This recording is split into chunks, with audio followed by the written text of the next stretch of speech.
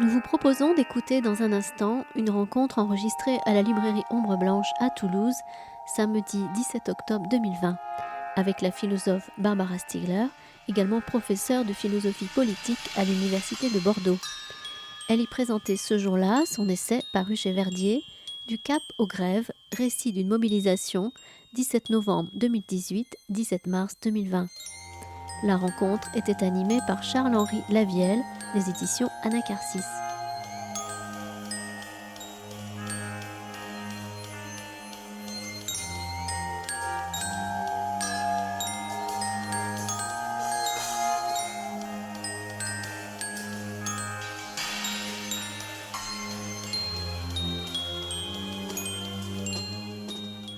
Merci pour votre présence à toutes et à tous.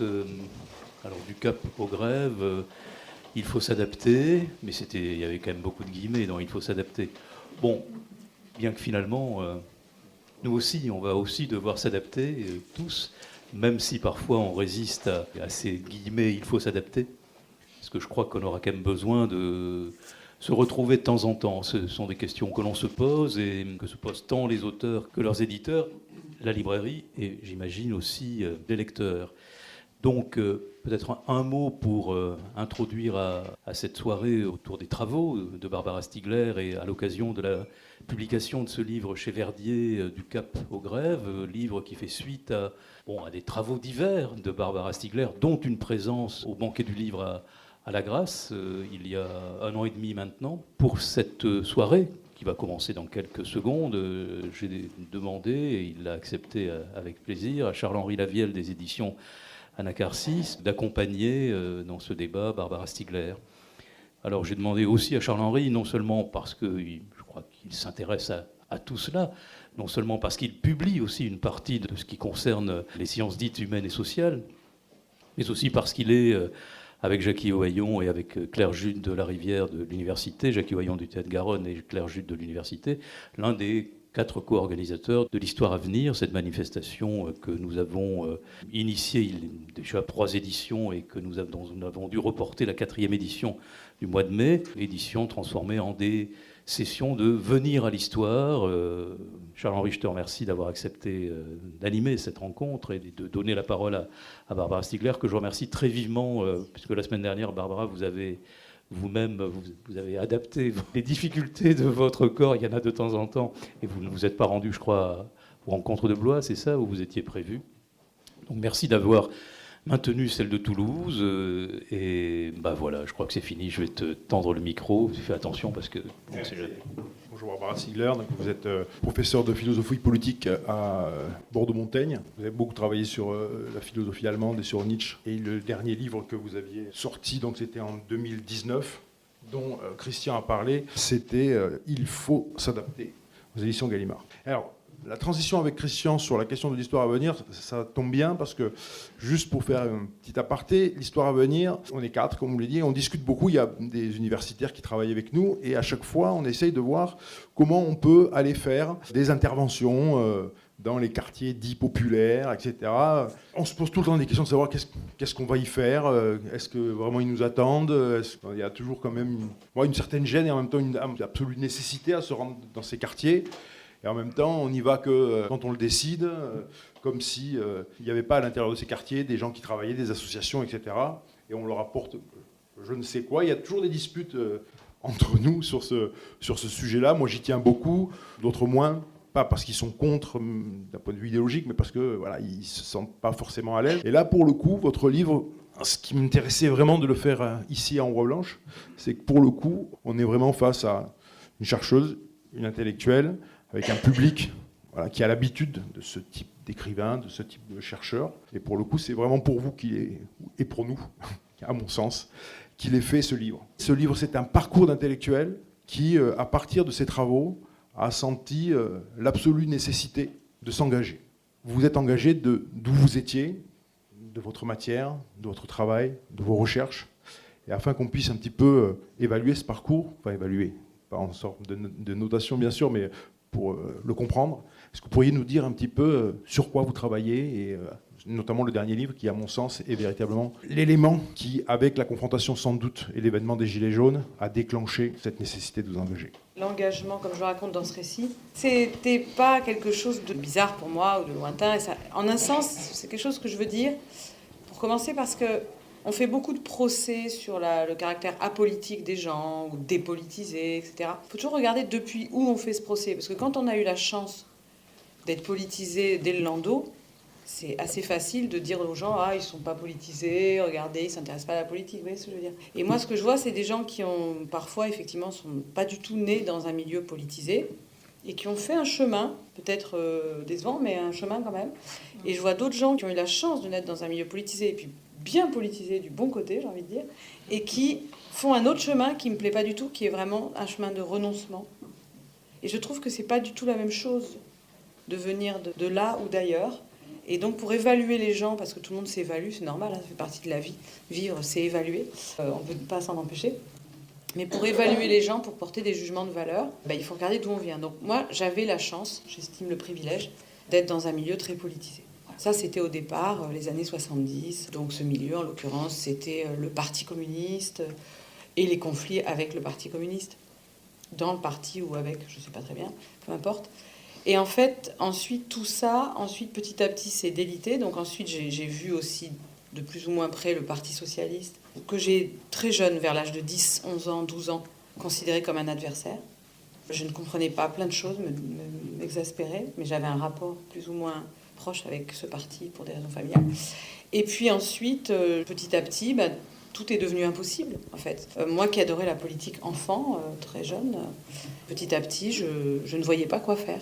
Donc j'ai manifesté contre la guerre du Golfe, j'ai manifesté contre la guerre en Irak, j'ai manifesté contre des choses. Je me suis mobilisée au moment de la réforme des universités, dont vous vous souvenez peut-être, sous Nicolas Sarkozy en 2009, il y a eu un grand mouvement, l'université s'arrête. Ça a été très important pour moi parce que ça a été la première fois que j'étais vraiment engagée tous les jours sur les, comme on dit métaphoriquement, sur les barricades. Mais j'étais en seconde ligne.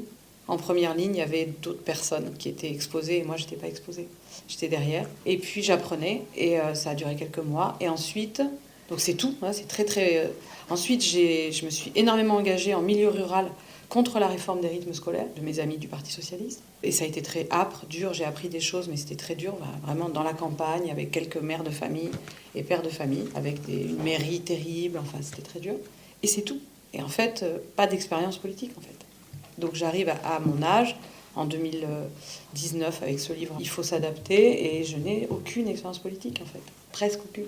J'ai fait ce livre « Il faut s'adapter » pour comprendre la situation politique dans laquelle nous étions, nous, maintenant, d'où la plongée dans les années 30, c'est-à-dire d'où venait ce néolibéralisme, voilà, les sources américaines du néolibéralisme, qu'est-ce qu'on pouvait lui opposer, qu'est-ce qu'on lui avait opposé à l'époque. Là, j'ai découvert le pragmatisme américain, j'ai découvert qu'il y avait eu une critique philosophique très forte du néolibéralisme par le pragmatisme américain, en la personne de John Dewey. Donc tout ça m'a permis d'éclairer la situation dans laquelle on était aujourd'hui, nous, puisqu'on voyait en fait déjà le conflit entre le néolibéralisme et une démocratie radicale de participation pleine et entière des publics, du démos. Et puis, j'étais très heureuse de pouvoir parler de ça. J'ai prévenu mon éditeur Éric Vigne de Gallimard que j'étais prête à aller sur le front défendre ce livre dans le débat public, ce qui l'a absolument ravi, parce que quand on publie un auteur qui est prêt à faire un travail de promotion, qui est toujours harassant et perturbant, c'est toujours bien pour un éditeur, donc il était content. Les 2 livres que j'avais fait sur Nietzsche, j'avais aucune envie de faire un travail de promotion, parce que je me disais, c'est un livre académique, ils vivent leur vie. Mais là, je voulais aller dans le débat public. Alors, ce qui était assez extraordinaire, c'est que le livre était fini depuis très longtemps avant que La République En Marche arrive au pouvoir. Et quand ils sont arrivés, c'était une sorte de publicité extraordinaire pour mon livre. J'ai failli envoyer au président de la République une dédicace pour rigoler en lui disant « Je vous remercie d'avoir redonné de l'actualité à ces vieilleries, à savoir le néolibéralisme, etc. » Et puis, bon, je ne l'ai pas fait parce que je n'avais pas envie de lui envoyer un livre. Je trouvais ça un peu bas et un peu obséquieux, donc je ne l'ai pas fait, mais c'est vrai que ça aurait été rigolo. Et puis, voilà, donc je me suis dit « C'est chouette, ces gens-là m'ont fait une super pub avant le truc. Très bien. » J'étais pas tranquille, j'étais inquiète, mais j'étais dans... Voilà, j'étais prête. Et là, c'est quelque part, c'est le travail plus ou moins normal du Alors tout le monde ne le fait pas, tout le monde ne va pas... C'est quand même, quand on fait un livre et qu'on voit que l'éditeur vous dit oui, vous risquez d'avoir des très grosses invitations, oui, vous serez à la radio bien sûr, oui, vous serez peut-être à la télévision, non, c'est pas normal, c'est hyper angoissant en fait. Moi j'avais fait une émission de radio il y a 10 ans avec Raphaël Enthoven dont je garde un souvenir déplorable, et donc c'est tout, je veux dire c'est la seule chose que j'ai faite. Déplorable parce qu'il posait des 10 000 questions... À peine je commençais à en poser une, qu'il en posait une autre. J'avais l'impression de courir après un type qui partait dans tous les sens. Enfin, c'était assez pénible. Depuis, vous avez progressé. Ah oui, j'ai appris, Et donc là, je me suis vraiment préparée psychologiquement, comme un truc sportif. Je me suis préparée, voilà. Et j'étais relativement sereine parce que je me suis dit, bon, il y aura La République En Marche, on va cogner, tout ça, ça va aller. Donc je m'étais dit, je vais regarder la télé pour être un peu au courant des derniers trucs. Et en fait, au moment où j'ai commencé à regarder la télé, c'était donc 2-3 mois avant la sortie du livre pour me préparer, et bien d'un coup, il y a Jacqueline Moreau et Priscilla Aldowski, cette histoire de camion, de gilets jaunes, de carburant. Et là, quand j'ai vu ce qui se passait, j'ai été saisie. Je me suis dit, c'est pas possible. Qu'est-ce que je vais raconter, moi, dans cette... Et en fait, c'était incroyable. J'avais l'impression que mon livre parlait de ça. Donc j'avais des espèces de frissons et j'en ai perdu le sommeil, quoi, en fait. J'ai passé 2 mois à regarder ça, non seulement à regarder ça, mais à y aller, à mettre un gilet jaune. D'accord. Là, c'était vraiment brutal, quoi. Donc, au même moment, je devais être une auteure Gallimard qui parle gentiment sur les plateaux de l'actualité. Je l'ai fait. À 14h, j'étais avec un gilet jaune au milieu des trucs qui prenaient feu. Et à peu près le même jour, puisqu'en général, quand j'allais à Paris, c'était pour des plateaux et des trucs comme ça. J'étais en train de parler avec un journaliste. Oui, les gilets jaunes, oui, je comprends très bien, oui. C'est ce que vous dites dans le livre, c'est-à-dire que vous le cachiez plus ou moins, enfin vous n'en parliez pas forcément à votre entourage. Voilà. C'était complètement caché. Oui. Mais la question, c'est... Ah non, pas mon entourage. Oui, non, pas votre entourage, mais à vos collègues à certains de vos collègues de travail. Je l'ai caché à mon éditeur, pour pas l'inquiéter. Parce que je me suis dit, s'il sait que je suis au milieu de tout ça, il va pas être bien du tout. Donc je voyais pas l'intérêt de lui dire ça. Déjà, il était inquiet de la conjonction entre les gilets jaunes et le livre. Donc si en plus il savait que j'étais dans les... non. Mais du coup, justement, c'est ça la question. Parce que j'ai écouté une émission que vous avez faite avec Emmanuel Laurentin sur la question des retraites, je crois. Et c'est ça qui m'intéresse. C'est-à-dire que vous avez dit, au début, j'ose pas y aller. Je vois pas de quelle manière je suis légitime sur cette question. Et puis vous avez une discussion avec un de vos amis qui vous recadre en quelque sorte en vous disant si, le bouquin qui a été fait... J'ose pas y aller, vous voulez dire où? Au début, vous vous posez la question de savoir si vous allez aller à l'émission pour parler des retraites. Oui, d'accord. Voilà. Oui, on ne parle plus des gilets jaunes. Non, mais je vais y revenir parce que finalement, vous posez la question si vous êtes légitime sur la question des retraites. Et puis là, vous venez de nous dire qu'au moment où les gilets jaunes, le mouvement se déclenche, finalement, en écoutant, vous avez aussi l'impression que votre livre parle de ça. Et moi, ce que j'aimerais, c'est que vous fassiez le lien, en quelque sorte, entre l'impression que vous allez sentir le besoin impératif de vous rendre dans les manifestations, de participer, et ce que vous mettez dans le livre, enfin, le lien entre les deux. J'ai pas compris votre question. Alors, les 2 fois où je vous ai... Oui, les problèmes de légitimité. Les problèmes de légitimité, mais surtout ce qui fait que vous retrouvez dans la contestation sociale des Gilets jaunes, ce qui finalement, ce que vous avez produit dans le cadre du livre. Comment fonctionne cette articulation qui va vous pousser à aller dans les manifestations? Comment parce que c'est ça un peu cet élément déclencheur, moi, qui...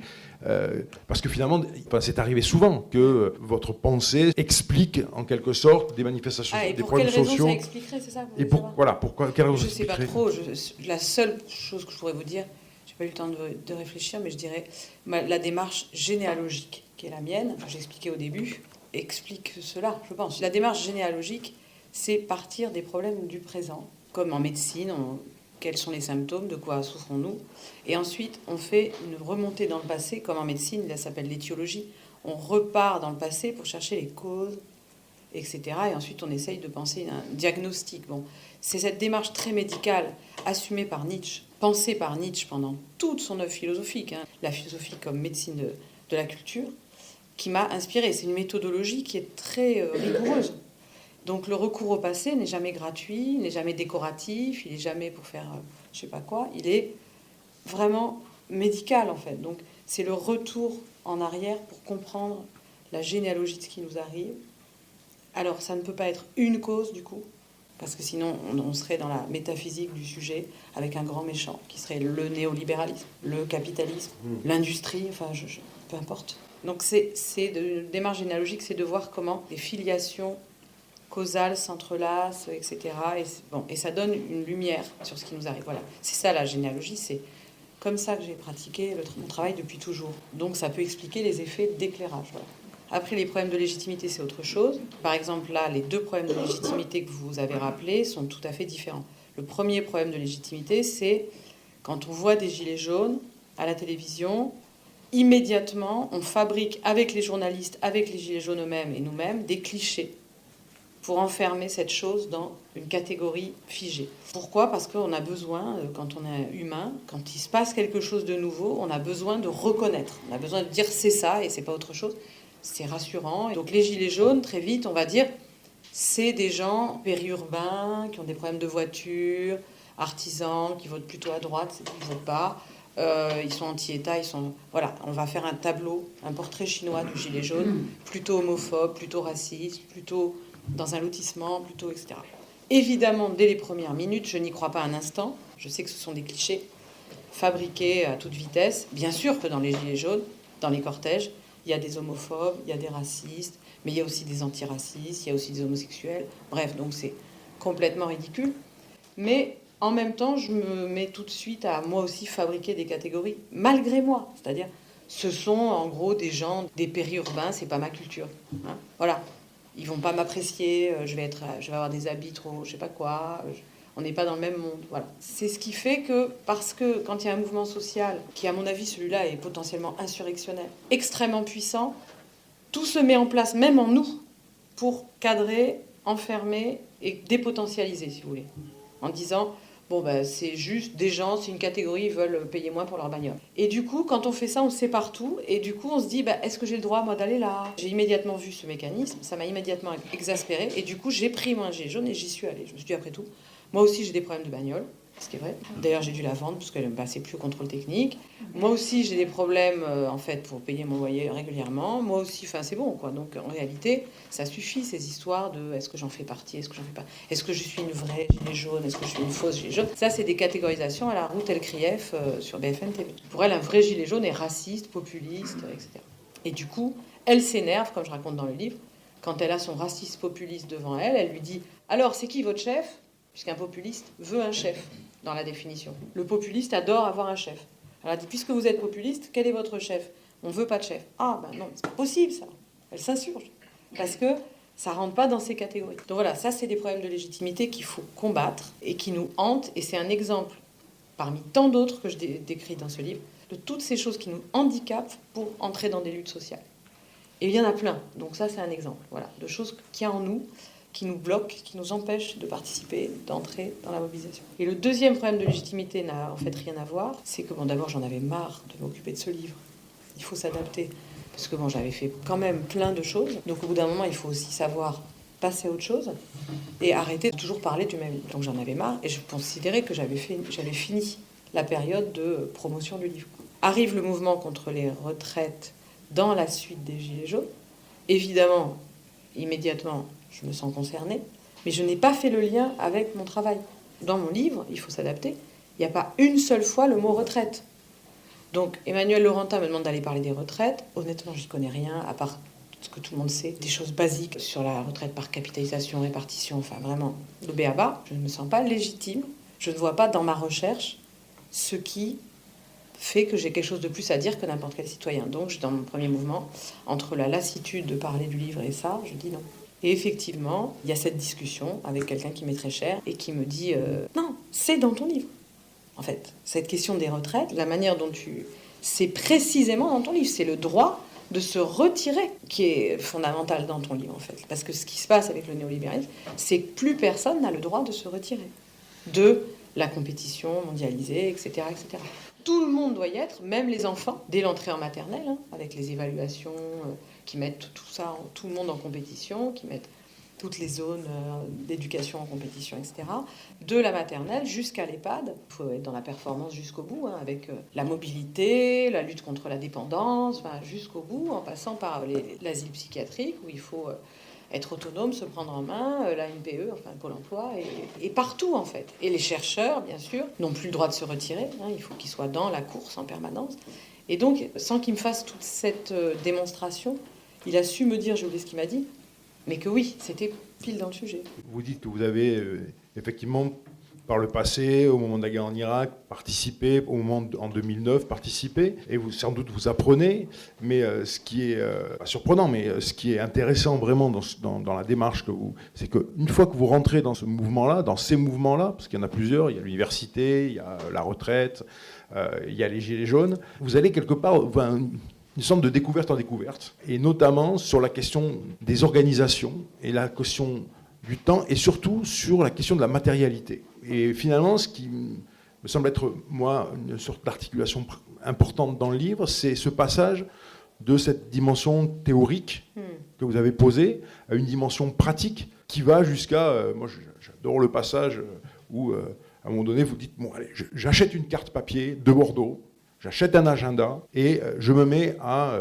construire ma lutte à partir de la matérialité. Voilà, j'aimerais que vous développiez. Ah oui, ça c'est très juste, c'est vraiment ce basculement. Ce livre-là raconte la liste des handicaps qui nous empêchent de lutter et d'entrer dans la lutte, ou de poursuivre la lutte, ou de continuer, d'être endurant dans la lutte. Ça, c'est vraiment un thème fondamental, une ligne directrice de tout le livre. Et l'autre, la deuxième, c'est ce que vous dites, pas dans l'ordre hiérarchique d'ailleurs, les deux sont aussi importants, c'est le basculement dans une action physique. Le passage à une action physique. Voilà, physique, vraiment. C'est-à-dire, je fais quelque chose physiquement, je vais quelque part, j'ai des impacts physiques sur moi et j'ai des impacts physiques sur les autres. Et ça a des effets dans le réel, quoi. Et ça, c'est quelque chose que je ne vais pas dire que je ne connais pas, puisque comme tout le monde, c'est la vie normale. Mais le passage de la réflexion théorique à l'action pratique directe, c'est quelque chose que j'ai jamais vraiment fait. Plutôt, c'est l'inverse qui s'est passé. J'ai d'abord été sur le front en 2009, mais je rappelle, protégée derrière des gens beaucoup plus en avant. Et c'est avec eux que j'ai appris, c'est eux qui m'ont appris, en fait, les premières choses. Et j'étais avec eux, et là, c'était donc physique, ils prenaient des coups énormes, parce que ça fait quand même, malheureusement, des fois, c'est pas nécessaire, bien sûr, mais ça arrive dans la lutte qu'on prenne quelques coups. Moi, je prenais des coups. Enfin, je prenais pas de coups, moi, mais ça me faisait mal, évidemment. Donc. Et c'est depuis 2009, depuis ces coups qu'on a pris, que j'ai fait la généalogie qui a donné « Il faut s'adapter ». Le livre « Il faut s'adapter » est le fruit des mois que l'on a passé à se mobiliser pour sauver notre université française. Pourquoi ? Parce que c'est là que j'ai découvert dans ma chair ce qu'est le néolibéralisme, comment le néolibéralisme allait me détruire moi, mon métier, mes étudiants. Et comment cette douleur médicale, on est dans le médical, hein, comment je pouvais en faire l'étiologie, comment je pouvais comprendre cette affaire. Alors j'ai trouvé cette lignée-là, mais c'est pas la seule, il y en a plein d'autres. Moi j'ai trouvé cette lignée-là qu'on ne connaissait pas. Et j'ai trouvé aussi un peu une antidote, en même temps, que dans les années 30, en trouvant le pragmatisme américain. En tout cas un médicament à tester, en double essai, en double aveugle, randomisé, évidemment. Et comme j'avais pas d'essai randomisé en double aveugle sur des grandes masses, après je me suis dit je vais le faire en petit. Le tester. Et j'ai commencé à tester les hypothèses, l'affrontement entre le néolibéralisme et le pragmatisme, l'affrontement entre Walter Lippmann et John Dewey, dans un petit laboratoire qui était le mien, c'est mon laboratoire de recherche, avec le monde de la santé à Bordeaux. Donc les infirmiers, les psychiatres, les médecins, etc. Et ça fait des années qu'on teste ça théoriquement dans notre séminaire, etc. Donc là, j'en étais là, mais pour l'instant, c'était pas non plus physique, c'est-à-dire que j'étais pas allée dans des hôpitaux, rencontrer des malades qui m'avaient fait des choses, à qui je fais des choses, rencontrer des... Voilà, j'avais mes petites actions, mais elles restaient quand même très en retrait, vous voyez. Et c'est avec l'arrivée des Gilets jaunes, l'irruption des Gilets jaunes et la sortie du livre, et l'enchaînement entre le mouvement des Gilets jaunes, toutes les mobilisations sociales, éducation, santé, retraite, tout ça étant en fait absolument lié, puisque... il y a des liens entre toutes ces mobilisations. C'est ça qui m'a fait basculer brutalement dans l'action de manière complètement imprévisible. Je ne le savais pas que ça allait m'arriver. C'est le mouvement social qui m'a fait basculer. Et évidemment, j'étais ravie, puisqu'en fait, c'est ce que je voulais faire, de passer à l'action. Sauf que quand vous faites ça, vous ne savez pas ce que vous allez faire. Donc chaque matin, c'est totalement ouvert, en fait. Et donc, ce que je me suis dit, c'est qu'il faut être là où on est. Là, j'étais à Bordeaux, et pas à New York ou je ne sais pas où. Là où on est. Et c'est depuis là où on est, depuis les positions qu'on tient, depuis le travail qu'on a ce jour-là qu'il faut lutter. Donc dans le lieu où on est et dans le temps où on est avec les agendas qui sont les nôtres, enfin le mien, celui des autres. Et c'est comme ça que ça peut marcher, que comme ça, pas à pas. Après, il y a une histoire des luttes sociales, il y a une histoire du syndicalisme. Alors effectivement, vous placez complètement différemment. C'est assez, c'est pas que c'est surprenant, mais en tous les cas, pour quelqu'un qui a une petite expérience du syndicalisme ou des luttes, cette manière toujours de repartir d'un petit groupe, de créer des réseaux et finalement de se méfier énormément, vous reprenez le grand soir ou de la massification, puisque finalement la massification, elle semble être pour vous toujours une possibilité finalement de jamais rentrer dans l'action. C'est un parcours qui permet à chacun de s'interroger sur la manière dont il va pouvoir agir à partir de ses connaissances, à partir de son savoir, à partir de son expérience personnelle, et après à chacun de trouver sa voie. Mais cette opposition que vous faites entre les systèmes traditionnels de lutte, qui me semblent quand même, malgré tout, avoir fait leurs preuves, en tous les cas, à la fin du 19e, au début du 20e siècle, etc., aujourd'hui, finalement, c'est une forme d'adaptation que de le penser différemment dans un monde globalisé. Alors, je suis très contente de vous poser cette question parce que d'abord, c'est une question très importante et en plus, je pense qu'il y a énormément d'éléments dans le livre, divers et variés, largement contradictoires sur le sujet parce qu'en fait, j'ai un rapport à la chose beaucoup plus compliqué que ça. C'est-à-dire que d'une part, pour commencer par le dire négativement, je me suis retrouvée très souvent en opposition avec non seulement des gens venant de syndicats, une vision syndicale de la lutte ou une vision de parti, enfin voilà, les visions traditionnelles, parce que pour eux, très souvent, ce que je proposais avec d'autres n'avait aucun sens, en fait, tout simplement, parce que c'est pas comme ça qu'on fait. Pour faire une action, c'est comme ça, voilà, les dimensions, elles sont comme ça, la procédure, elle est comme ça. Il y a des procédures, en fait, les procédures, il y a des habitudes, donc on fait comme ça, on passe par le machin central, ensuite voilà, c'est ordonné comme ça, et en fait, il y a certaines personnes qui sont acteurs syndicaux qui vont être totalement incapables, mais totalement incapables d'imaginer qu'on puisse faire autrement, en fait. Et donc, toute autre manière de faire est une sorte de gaminerie, comme des enfants qui feraient n'importe quoi. Il faut laisser faire les adultes. Vous voyez ? C'est comme des débutants, voilà, qui pataugeraient, qui feraient n'importe quoi. Donc, ils ne comprennent pas qu'il peut se passer des choses nouvelles, des nouvelles formes d'action. On ne sait même pas lesquelles, on est peut-être en train de les inventer ou pas. Donc, on tue dans l'œuf tout ce qui ne ressemble pas aux procédures habituelles. C'est comme ça qu'ils sont passés totalement à côté des Gilets jaunes, qu'ils ont commencé ils n'ont rien compris, l'immense majorité d'entre eux. Après, ils ont essayé de se rattraper. Même chose du côté des étudiants qui sont dans des mouvements politisés. Ils ont des schémas extrêmement ossifiés. Par exemple, il faut à chaque fois qu'on fait un truc viser l'économie, avec un grand E, s'attaquer au grand capital.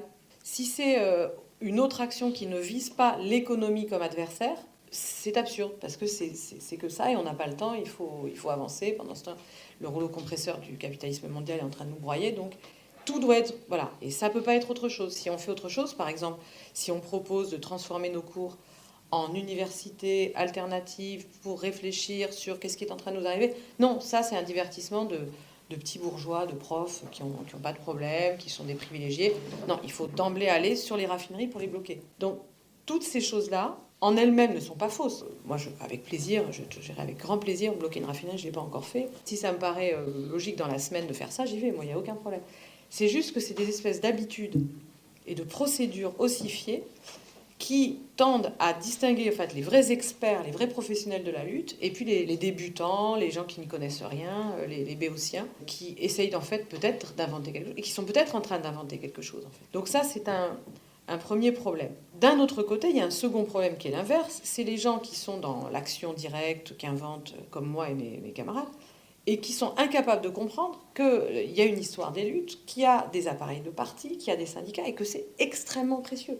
Et qui donc, il faut absolument travailler avec eux. Et là, je peux vous donner un exemple inverse. Je connais, moi, des gens qui ont toute une histoire longue dans des partis de gauche, très connus, et une longue histoire aussi d'implication syndicale, et qui ont une intelligence de la lutte, une intelligence stratégique, une capacité à voir des choses nouvelles qui arrivent, mais en plus qui ont toute la technicité d'un savoir politique. Et là, si vous voulez, quand on parle avec des gens comme ça, c'est merveilleux. Et moi, j'ai vu devant mes yeux, dans l'amphithéâtre, dans les magnifiques amphithéâtres anciens, une petite Sorbonne à Bordeaux qui s'appelle la Faculté de la Victoire, j'ai vu devant mes yeux un amphithéâtre tout en bois, là vous voyez un peu, c'est absolument magnifique, avec 500 personnes dans lesquelles il y avait des gilets jaunes, des syndicalistes de la CGT, des syndicalistes de partout, des gens en blouse blanche, des enseignants, des étudiants, des anarchistes, qui balançaient des capsules de bière sur le public. Enfin, j'ai vu des espèces d'agora incroyables qui commençaient à se créer à Bordeaux,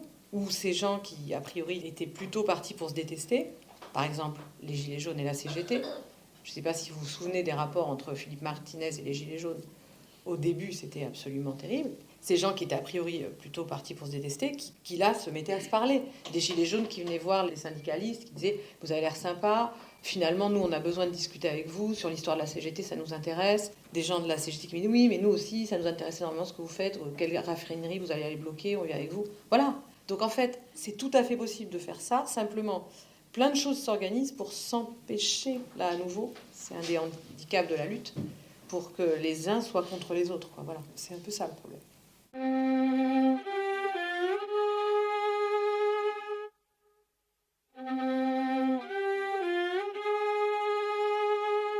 Barbara Stiegler à la librairie Ombre Blanche à Toulouse, samedi 17 octobre 2020, autour de la parution de son essai Du Cap aux Grèves, récit d'une mobilisation, 17 novembre 2018, 17 mars 2020, aux éditions Verdier.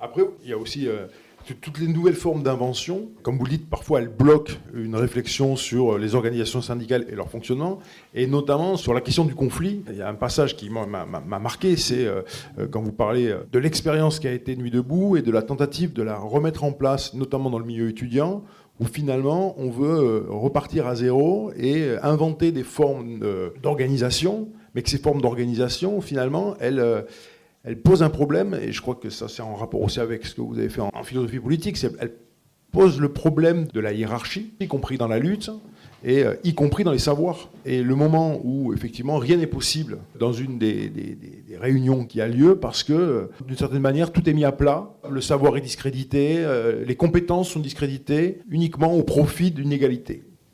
Oui, alors, merci aussi de parler de ça. L'histoire de cette Assemblée Générale du 13 janvier, c'est vraiment la chose qui a été pour moi la plus douloureuse. Je n'étais pas sûre que j'arriverais à écrire sur cette Assemblée Générale, tellement c'est un événement qui m'a fait mal, en fait. Donc, en gros, ce qui s'est produit... Alors, moi, je ne connais pas Nuit debout, puisque malheureusement, quand Nuit debout a eu lieu, je vivais à la campagne, et c'était très frustrant pour moi. Je ne pouvais pas aller place de la République, j'habitais très loin de Paris. Et donc, j'ai assisté à ça de loin. Ça m'a semblé très intéressant, et il est évident que j'aurais été à Paris, j'y serais allée, quoi. J'aurais une toute autre analyse de Nuit debout que celle que j'ai, qui est dégradée du fait que je la connais pas. Et puis j'ai pas étudié, en plus j'ai pas lu les textes qui ont été produits derrière, faute de temps. Donc Nuit debout, je connais pas. En revanche, ce que je connais, c'est les assemblées générales étudiantes qui depuis des années fonctionnent avec des choses qu'on a vues dans Nuit debout, c'est-à-dire toute une gestuelle que vous connaissez peut-être, hein, une espèce de gestuelle silencieuse. On n'a pas le droit d'applaudir, enfin on n'a pas le droit. On ne doit pas applaudir, on doit faire comme ça, enfin je ne sais plus très bien. À vrai dire, ça m'a toujours agacée, donc je n'ai jamais réussi à apprendre cette langue des signes. Et je l'ai découverte en 2009 quand j'ai été mobilisée donc, sur mes petites barricades bordelaises pour la première fois. Et en fait, tout ce langage-là, de ce que j'en connais, ça vient plutôt des luttes VIH. C'est hyper intéressant, en fait, c'est l'idée que pour essayer de casser les effets de tribune, de casser les effets de pouvoir monstrueux qu'il y a dans les assemblées générales, dans toute grande réunion, avec des gens qui parlent fort, qui ont le verbe haut, et d'autres qui sont timides, qui sont écrasés, etc. Eh bien, on a mis en place des nouvelles règles à partir des années SIDA, de ce que je sais, hein, je ne suis pas du tout une spécialiste de cette question, mais qui visaient à éviter tout ça et à mettre une sorte d'horizontalité, ce qui est très respectable. Ce langage, cette codification, cette gestuelle, cette chorégraphie, c'est devenu une nouvelle routine. Ça remonte à loin, hein, c'est les années 80 quand même. Et ensuite, ça s'est diffusé dès les années 90, 2000, etc. Donc ça fait longtemps.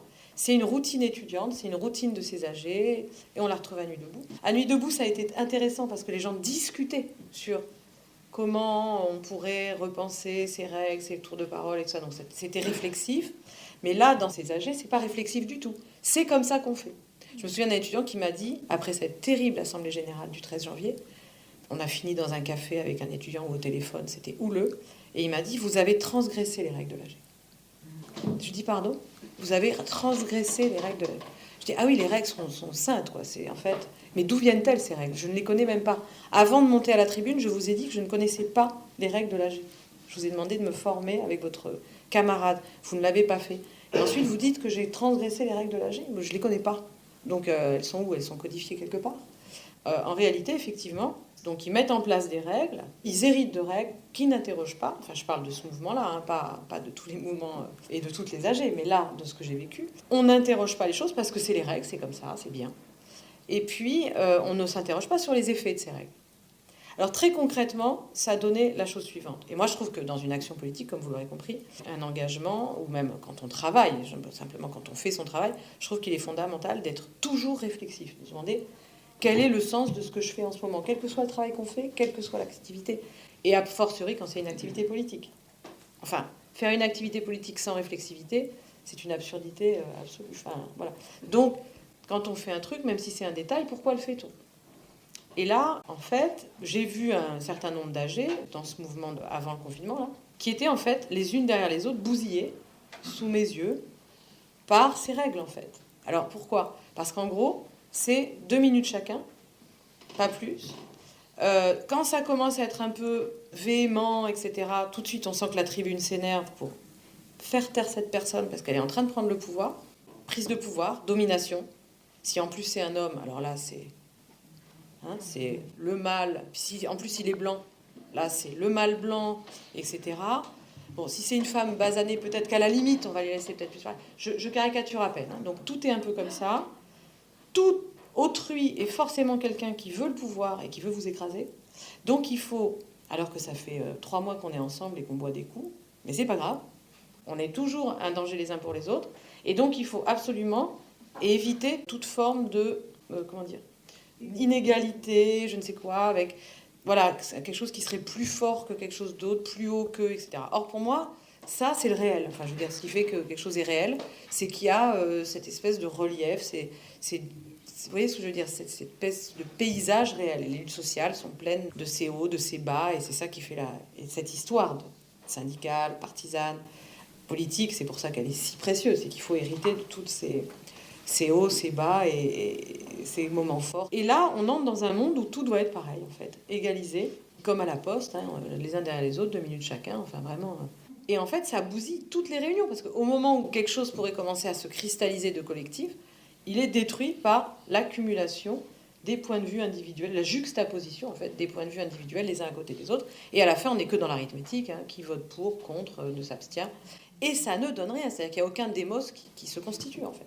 Donc c'est une pure catastrophe, c'est très grave. Et pour moi, le 13 janvier, c'est abominable, parce qu'en fait, ça fait 1 mois que je lutte, on doit être 3 ou 4, juste avant Noël, pendant le jour de l'an, etc. Et moi, j'avais tellement mal, c'était tellement épuisant que j'avais l'impression que j'avais toute l'université sur mes épaules, donc j'avais le cou bloqué. Parce on était 3 ou 4, les autres, ils faisaient les fêtes de fin d'année. Bon. Donc on est là, on arrive à arracher cette assemblée générale. Je vous avoue, je le confesse, j'avais l'impression que c'était mon assemblée générale, quoi. C'est un peu normal quand ça fait 1 mois que vous vous battez pour qu'elle ait lieu et que vous vous battez contre tout le monde. Quand elle a lieu et qu'il y a 80 personnes et qu'il y a les représentants syndicaux si importants et tout, vous dites, bon ben là, j'espère qu'elle va bien se passer. Je voulais pas aller à la tribune, surtout pas, parce que je savais que c'était ultra dangereux d'être à la tribune. Et je comptais bien sur 7-8 camarades, des copains, pour qu'ils aillent à la tribune. C'était prévu comme ça d'ailleurs. Au moment où ça commence, la grande assemblée générale que j'attendais depuis 1 mois, personne ne veut aller à la tribune. Bizarre, quoi. Bon, donc les étudiants se tournent vers moi et disent, il faut un prof à la tribune. Je dis, bah demandez-leur. Enfin, là. Non. Oh bah non. Puis moi, j'étais celle qui connaissait le mieux. Allez-y, c'est bon. C'est ça qui est étonnant dans ce qui est écrit. C'est à la fois ils vous demandent de venir et en même temps, c'est eux les violents contestataires. Exactement. De la Alors, structure. Ils sont jamais violents. Non, pas violents, justement. C'est même un problème. Doux comme des agneaux, mais ça crée beaucoup de douleur, en fait, ce qu'ils font. Je me retrouve avec la tribune, j'étais pas très contente. On me retrouve avec le micro. Le matin, je m'étais quand même fait étrier par Guillaume Erner. Je m'étais levée à 5h du matin pour aller à France Culture, une émission absolument abominable.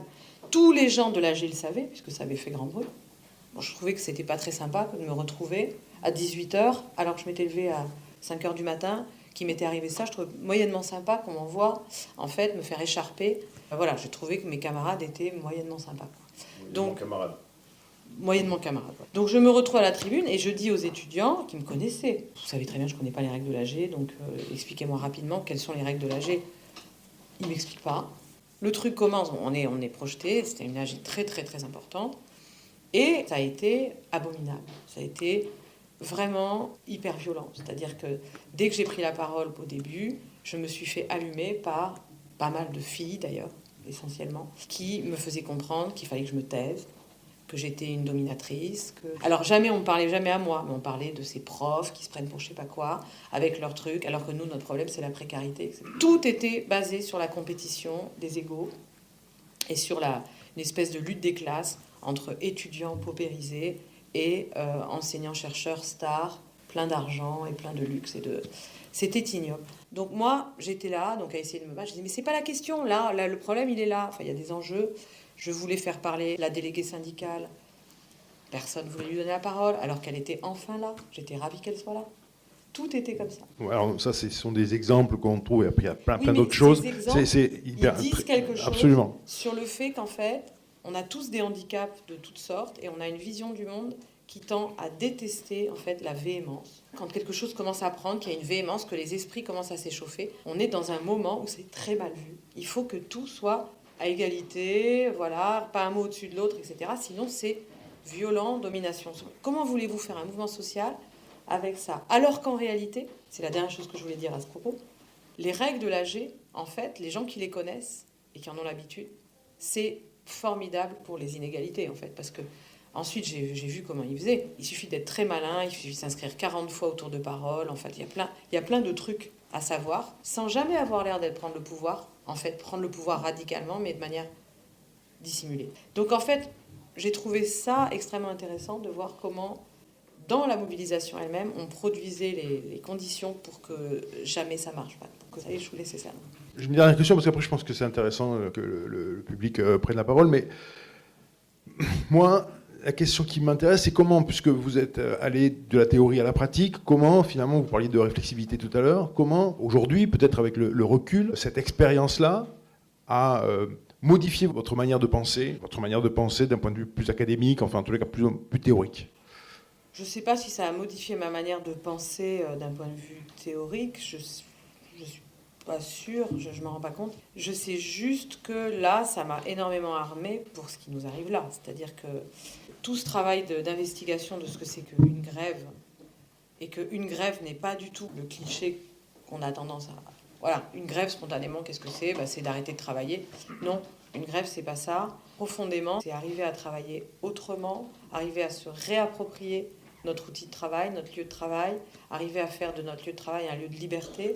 Et donc, être en grève, il y a des gens qui sont au travail tous les jours, qui sont en grève depuis toujours, qui sont toujours en train de lutter pour transformer, alors pas tout seul, avec d'autres, parce que être en grève tout seul, c'est la porte ouverte au burn-out, mais avec d'autres qui ont des complices, des camarades, pour essayer de transformer un lieu de travail, etc. Donc être en grève, c'est pas du tout cesser le travail. Cesser le travail, c'est une modalité possible.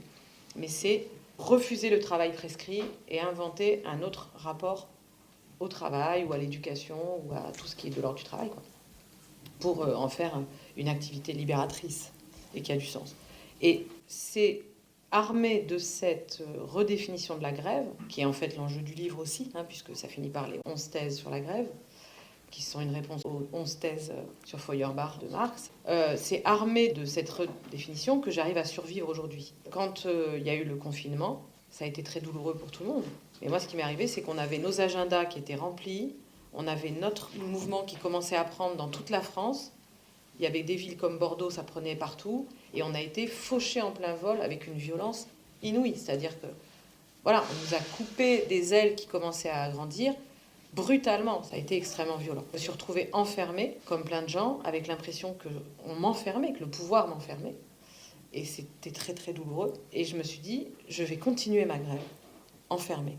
Et donc, comment j'ai fait? J'ai refusé l'enseignement à distance. J'en avais le droit, puisque j'ai la liberté académique. Personne ne peut m'obliger d'enseigner comme ci ou comme ça. C'est dans les textes du Code de l'éducation. J'ai refusé que mes enfants entrent dans la logique de Jean-Michel Blanquer, de la continuité pédagogique, qui est une fausse continuité.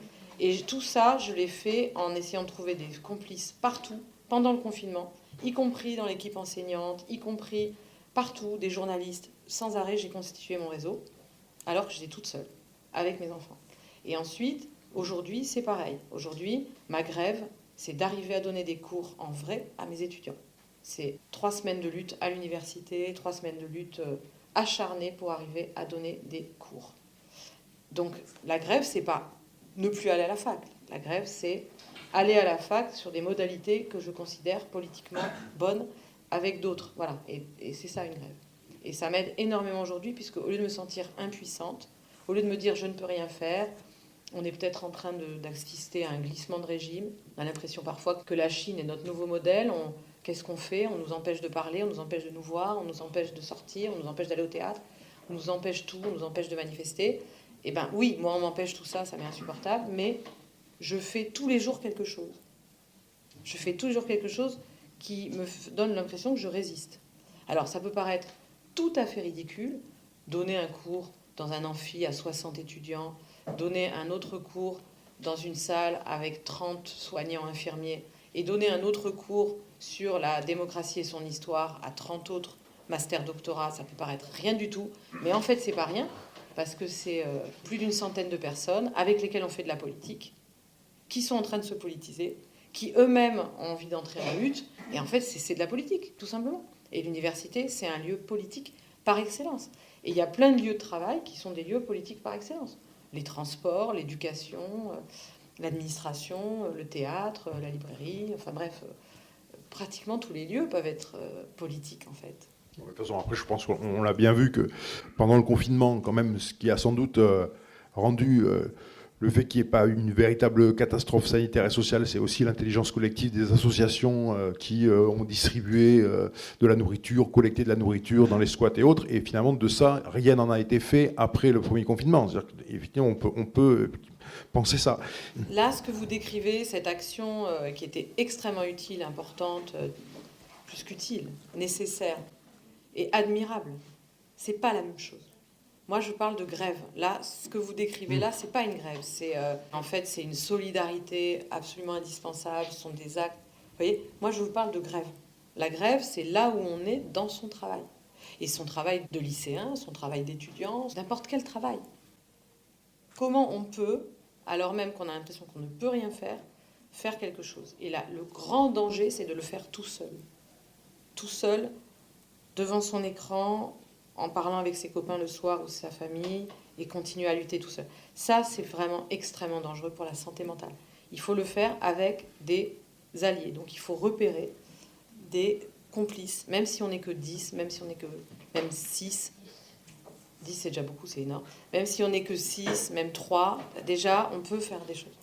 Et c'est un truc de survie, en fait. Ça fait du bien à la santé, même si c'est fatigant. Mais en plus, c'est extrêmement utile et ça peut faire tourner les organisations, les faire basculer ou les faire tenir. Ça a des effets. Là, ce dont vous me parlez, la solidarité avec les distributions alimentaires, etc., j'ai été confrontée à ça aussi. J'ai failli y aller parce qu'il y avait cet enjeu-là. Il y avait des étudiants qui vivaient carrément une famine sur le campus. Et il y avait les anciens de la mobilisation, mes camarades. Une partie d'entre eux, les étudiants et les enseignants, sont allés faire les distributions. Mais c'était un autre type d'action.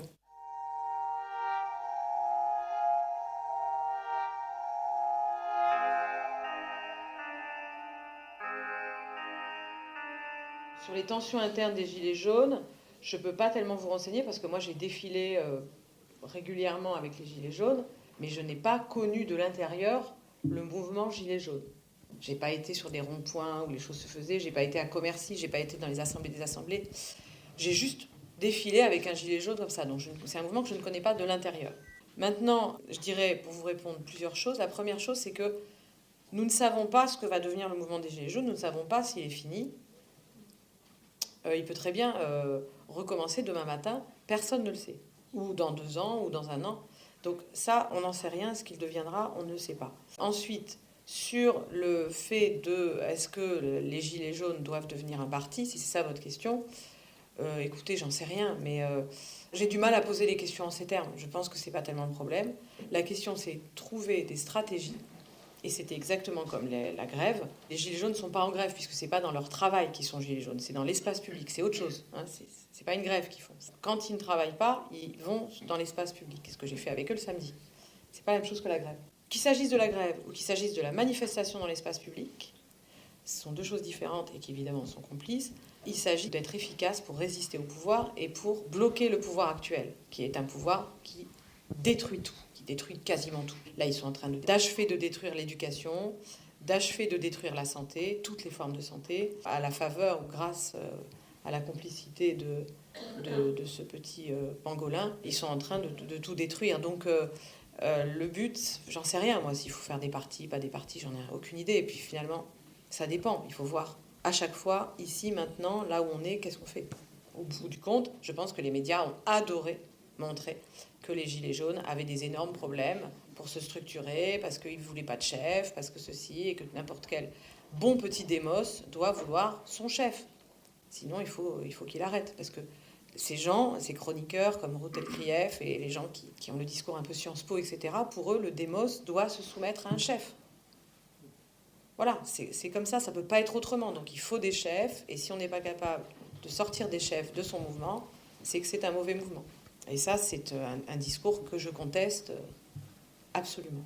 Moi, j'en trouve un lien entre le travail que vous avez, votre engagement, et finalement le retour. À la fin du livre, il y a 11 thèses, voilà, qui sont des modalités finalement de réflexion imaginative sur les moyens de continuer la lutte, les grèves, etc.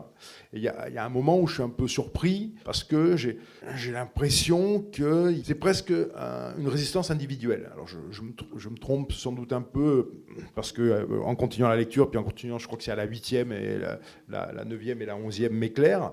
Mais ce que je comprends quand je lis ça, je le comprends grâce au début du livre, où sur votre travail, vous parlez notamment du darwinisme, d'une part de la manière dont Walter Lippmann dévoile le darwinisme, et d'autre part ce qu'il est plus ou moins réellement, c'est-à-dire une capacité d'adaptation, et pas toujours d'ailleurs la question du hasard, la question des différentes formes que peuvent prendre les différentes espèces en fonction du milieu, mais quelquefois indépendamment du milieu, et puis finalement c'est pas forcément les plus résistantes, c'est les plus adaptées, ce qui n'est pas forcément la même chose. En fait, qu'il y a une multiplicité de stratégies, d'imagination qui se mettent en place, et que ce que vous proposez à la fin, dans les multiples thèses, et en particulier dans cette manière d'être à 2, 3, 4, 5, 6, c'est finalement une espèce de réflexion qui viendrait des modalités d'adaptation telles que les a décrit Darwin. Et il me semble que là, c'était intéressant de voir l'aller-retour qu'il pouvait y avoir. Pas de quelle thèse Je crois que c'était la 8. Ça, c'est sur l'imagination, sur l'image. Il me semble que vous parlez quand on travaille quand on résiste de là où on est, que finalement l'important c'est la petite thèse des cellules, des organisations. C'est la thèse, la 4e thèse. D'accord. Il n'y a aucune relation logique entre la grève et la masse. C'est ça. Et c'est même plutôt le contraire. Voilà. Ça, c'est évidemment contre la CGT. Enfin, la CGT, entre autres. Et contre, en fait, le fantasme qu'on a tous en nous. Quand on va en manifestation, on est combien ? On est 100, on est 200, on est 1000, on est 10 000, on est 50 000. Enfin, moi, j'ai le fantasme de la CGT en moi, il n'y a aucun problème. Quand je vais à une manifestation, j'ai envie qu'on soit hyper nombreux. On est combien ? On était 2000. Bon, nul. Donc, ce qui fait que ça, c'est un ressort fondamental pour arrêter de lutter, parce qu'on se dit, on n'était encore pas assez, là on était comme des idiots, on était 40, là on était 300. Là, bon. Cette espèce de logique du chiffre, la culture du chiffre, comme on disait sous Sarkozy avec la police. Là. Il n'y a aucune relation logique entre la grève et la masse, et c'est même plutôt le contraire. Je dis carrément, c'est-à-dire cette aspiration à une bonne grève, c'est une masse. En fait, je dis c'est le contraire. Car on le sait maintenant, la grève n'aura jamais lieu à la fin, elle n'aura jamais lieu tant qu'on attendra d'être très nombreux, des centaines, des milliers ou des millions pour être finalement des milliards. La grève n'est pas générale, mais elle est très spéciale. Elle a lieu maintenant et avec les quelques-uns qui sont là, ou bien elle n'a pas lieu. Un argument de plus pour la petite échelle. C'est ça qui vous a... Vous êtes dit, c'est quoi en fait cette action politique où ils sont 4 quoi. Après, là, c'est la manifestation, mais la grève et la manifestation... Alors, la grève, c'est redéfini ici, pas du tout comme l'arrêt de travail, je répète, mais comme faire de son lieu de travail, au sens large du mot travail, un lieu dans lequel on transforme la manière dont on travaille. Donc là, la manifestation, c'est la grève. dans cette définition. C'est quand on va en manifestation avec des enseignants-chercheurs, des étudiants, etc., on est dans la grève, il n'y a aucun problème. Dans cette définition-là, c'est-à-dire qu'on est en train de transformer notre rapport à l'université politiquement en faisant ça. Donc on est dans la grève. Oui, mais là, c'est la masse qui compte, non? Dans une manifestation. Dans une manifestation, alors est-ce que je parle de la manifestation là Non, mais pas spécialement. Ouais. Dans n'importe quelle action, qu'il s'agisse d'une manifestation, d'une mobilisation, de n'importe quoi, si on commence à être prisonnier de cette logique du chiffre et de cette culture du résultat, on ne fait rien. Exactement comme dans la police ou comme dans l'hôpital. Si on est pris à la gorge par ça, on sera toujours déçu et on ira toujours se coucher au bout d'un moment. Il faut plutôt se dire qu'il faut regarder ce qu'on est en train de faire de nouveau avec les gens qui sont là. Voilà. Et des fois, on échoue. On a mal fait, ça s'est pas bien passé. Ou là, ça devient tellement hostile qu'il vaut mieux rentrer chez soi. Parce que là, on va... Mais par moments, c'est propice. Nous, on a fait toutes sortes d'actions pendant cette période qui ont été incroyablement efficaces. Mais c'était des petits trucs, ça allait très très vite. Et des fois, on était 8, 10. Voilà, c'est pas grave. Simplement, des fois, à 8, 10, on se retrouvait à 30. Et puis à la fin, on avait le président de telle ou telle instance qui était là, entre nos mains, et qui devait changer de discours. Par exemple, là, pour arriver à faire qu'au département de philosophie, il y ait des cours en vrai, qui est un enjeu fondamental, puisque c'est de la résistance contre le e-learning qui est en train de tout détruire. La résistance contre le virage numérique. Pour obtenir ça, on n'a pas besoin d'être 8000 dans la fac. On n'a pas besoin même d'être 500. Il suffit d'être 5, 6, bien organisés dans chaque département, et on sabote tout le dispositif. Et c'est ce que je pense faire avec d'autres. Il suffit d'en parler aux étudiants. Les étudiants, maintenant, sont très en colère. Et comme ça, voilà, c'est pas la logique de la masse. Voilà, les grands défilés avec les énormes machins qui montrent qu'on a gagné, on a la rue. Voilà. Non, c'est bien quand en plus on est des milliards. Mais sans être des milliards, on peut faire énormément de choses. La chose à laquelle j'ai pensé tout le temps quand j'ai écrit ce livre, c'est à la résistance. Quand on était en 40, comment ça s'est passé? Mais c'était pas des masses, en fait. C'était des gens avec des vélos qui allaient d'un truc à l'autre. Ils ont construit des réseaux de résistance. Aujourd'hui, on en est là. Il faut construire des réseaux de résistance. Ça ne nous empêche pas aussi d'envahir l'espace public. Mais si on se dit, si on n'est pas capable d'être des milliards dans l'espace public, allons nous coucher, bon, ben là, c'est fini, on a perdu. Et en fait, c'est beaucoup plus rigolo, intéressant, stimulant d'inventer des moyens de sabotage. Je vous assure, moi j'adore faire ça. Ça me fait du bien, quoi. Je me dis non, je ne fais pas ce qu'on a demandé de faire et je fais ce que je pense juste et je ne suis pas seule. Je rencontre des étudiants qui sont complètement d'accord avec moi et des collègues qui sont d'accord avec moi. Donc je ne suis pas dans une espèce de déviance ou un délire personnel. C'est une action, c'est de la politique. Oui, parce que en fait, dans les actions, il y a le rapport de force. Et puis on a vu arriver, il y a une trentaine d'années, un syndicalisme de service qui finalement a, je pense, nuit au rapport de force. Mais ce que vous proposez, c'est quelque chose d'alternatif. Finalement, c'est une capacité d'imagination. Et qu'on peut faire, qu'il faut faire avec les syndicats, les partis, les associations, avec tout ce qui existe, avec tout cet héritage de lutte sociale.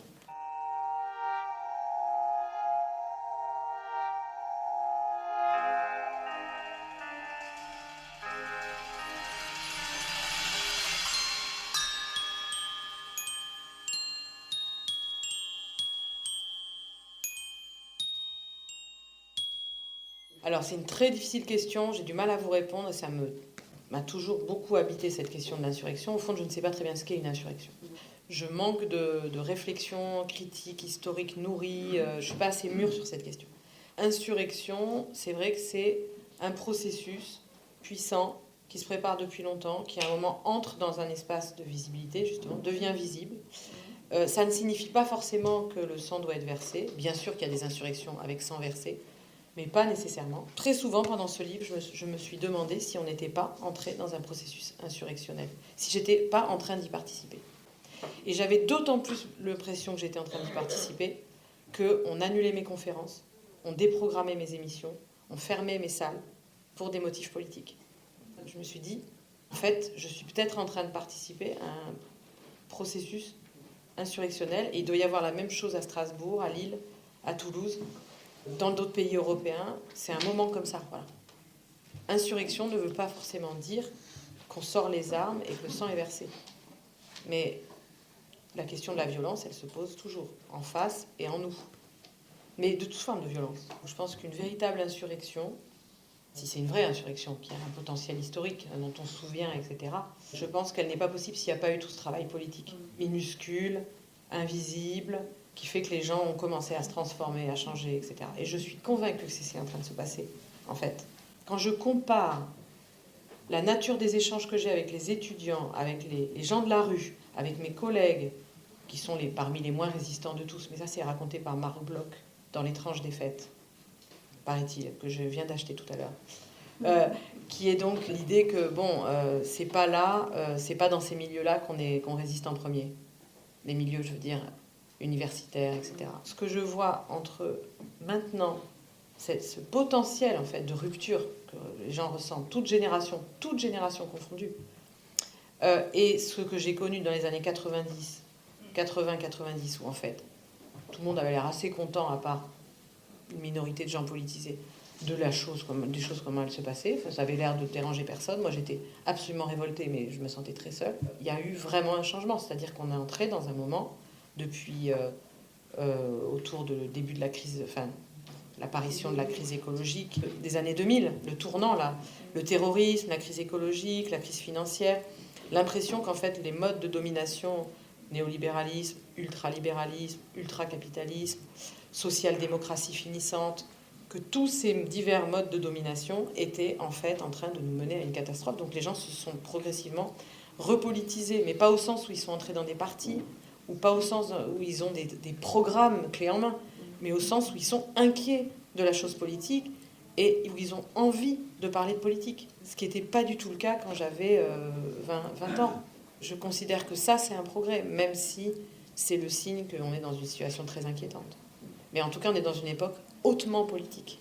Et c'est pour ça que tout est fait au niveau des pouvoirs dominants, avec l'aide des médias, etc., pour nous empêcher de faire de la politique, pour nous empêcher de nous réunir, pour nous empêcher d'avoir une salle pour se réunir à 200. C'est devenu quasiment impossible. Avant le confinement, c'était devenu impossible. On nous mettait des jauges, on nous mettait des bâtons dans la roue. On n'a pas du tout envie que les citoyens discutent entre eux comme ça, sans que ce soit cadré. C'est vraiment ça qu'il s'agit d'éviter. Et là, aujourd'hui, on est dans une situation évidemment bénie, qui empêche toute forme de réunion. Du coup, se demander s'il n'y a pas une légère instrumentalisation de leur léger problème de dépassement de la jauge de personnes qui sont censées rester en réanimation plus de 3 jours. Il y a un moment où l'utilisation de la situation sanitaire devient obscène. Depuis 2 ans, en France, les gilets jaunes, le mouvement social, etc., moi je suis convaincue que je vis une période historique. L'avenir est absolument radicalement ouvert, puisqu'en fait il dépend, comme on dit bêtement, de nous. Donc je ne sais pas. Donc, pour répondre à votre question, il y a des choses qui travaillent partout de manière invisible. Et c'est ça qui fait une insurrection, je pense.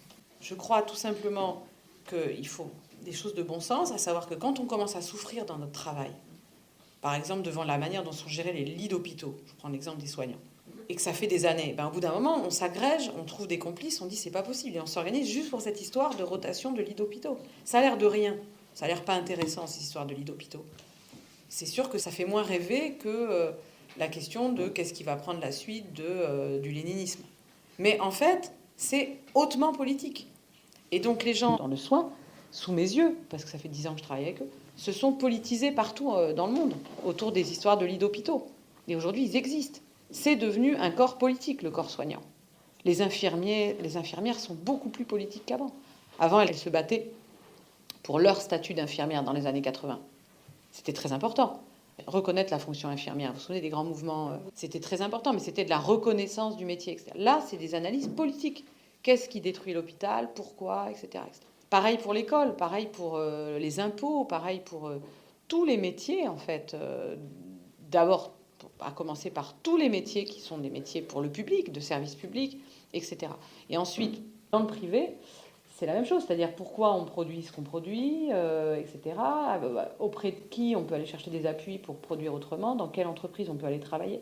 Enfin voilà, donc ces questions comme l'alimentation, les lits d'hôpitaux, des questions extrêmement concrètes, distanciel, présentiel, hybride, comme une trinité diabolique qu'il faut absolument désactiver.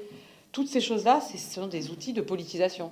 Et en fait, les gens qui ne sont pas des enseignants-chercheurs sont parfois beaucoup plus curieux est beaucoup plus assoiffé de savoir et passe beaucoup plus de temps à regarder sur Internet l'histoire du virage numérique, etc., que les principaux intéressés, enseignants-chercheurs, qui bien souvent, je le déplore, appliquent ce qu'on leur a demandé. Je ne dirais pas que les idéologies vont se reconstruire, mais de l'idée politique commune va se reconstruire à travers des luttes concrètes qui nous transforment nous-mêmes et qui nous font inventer des choses. Je ne vois pas d'autre issue. On ne va pas se mettre autour de la table entre pseudo-intellectuels pour faire un programme commun pour les jours heureux. C'est ridicule. Au moment du confinement, il y a eu plein de gens qui ont fait ça. Vous avez vu, ça a fleuri dans la presse. Voilà, on se met entre... Tous, ils ont fait ça. On se met entre gens intelligents et éduqués. À 15, on fait une espèce de programme commun, genre type Parti socialiste, avec une synthèse à la fin pour les jours heureux de la sortie du confinement. Mais moi, j'ai été appelée par à peu près tous ces arches de Noé.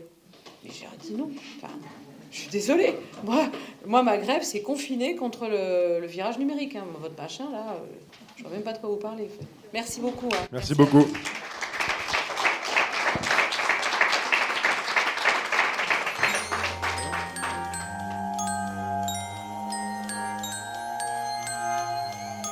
La rencontre que vous venez d'écouter a été enregistrée samedi 17 octobre 2020 à la librairie Ombre Blanche à Toulouse avec la philosophe Barbara Stiegler pour son essai Du Cap aux grèves, paru aux éditions Verdier. Hormis ses ouvrages sur Nietzsche aux presses universitaires de France, Barbara Stiegler a aussi fait paraître en 2019 Il faut s'adapter sur un nouvel impératif politique aux éditions Gallimard.